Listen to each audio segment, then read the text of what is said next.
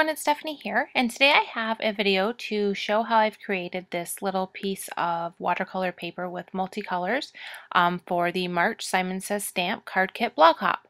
So I just am going to do a quick little tutorial on how I did that. So what I did is I just took a piece of watercolor paper and I've taken the stamp set that comes inside your kit called Friendship Flowers, and I am just stamping first the medium-sized flower stamp in various places on the watercolor paper. And as I go, I'm just adding the embossing powder to it just because I can't see where I'm stamping with the Versamark, just because it's clear. So this just makes it a little easier to get the placement of my stamps. So I'm just filling this whole piece. It's just, I believe, 2.5 inches wide, and I have it probably 6.5 inches long. I like to make it much longer than the card base is going to be, just so that I can kind of shift it around and decide what area I like the best to put on the front of the card. So I'm just continuing to add all the embossing powder onto the different flowers, and then once I finish the flowers, I'm just going to go ahead and stamp on a bunch of other different patterns, the little swirl and whatnot. So I've just jumped ahead now and I've done all the stamping, and I'm just now heat embossing all of that white embossing powder. So all of that will be heat set. You can't really tell on the screen, but there's a lot of little white images all embossed on there. So now what I'm going to do is to add the color. I'm using the Derwent Inktense pencils, and I have chosen for this specific card to use the apple green, the chili red, and the iris blue. And I'm just going to squirt some water there on my mat and just use a regular paintbrush to do the watercoloring. I like the wider span of the bristles for this, since it's a bigger area. So what I like to do when I do this type of technique is to just take my pencils directly to the paper first and do a rough little scribble of where I want the different colors to be.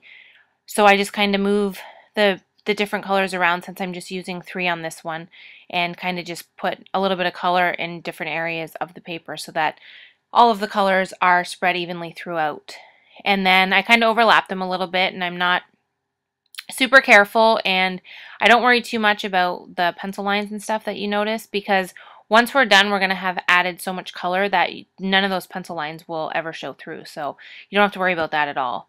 And it may seem like it's kind of sticking to the embossed images, but that'll come off as well, and those white flowers and such will show through perfectly. So now that I've got all the areas just roughly colored with pencil, I'm just adding some water to the different spots.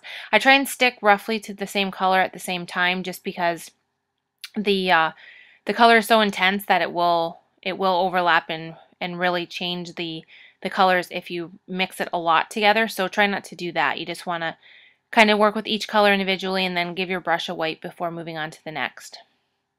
So now that I have all of the preliminary part done, I can see pretty well where each color is. So now I'm just taking the paintbrush direct to the pencil there with water and getting my color that way. This is probably my favorite way to use these pencils, just because it allows more control and allows you to get a really intense color as you go. So the more you do this, then the brighter your finished piece will end up being. So now, just to finish off, I just wanted to share something that I like to do when the paper is still somewhat wet. I just take a damp baby wipe and wipe it across lightly to make all the colors fully blend in together.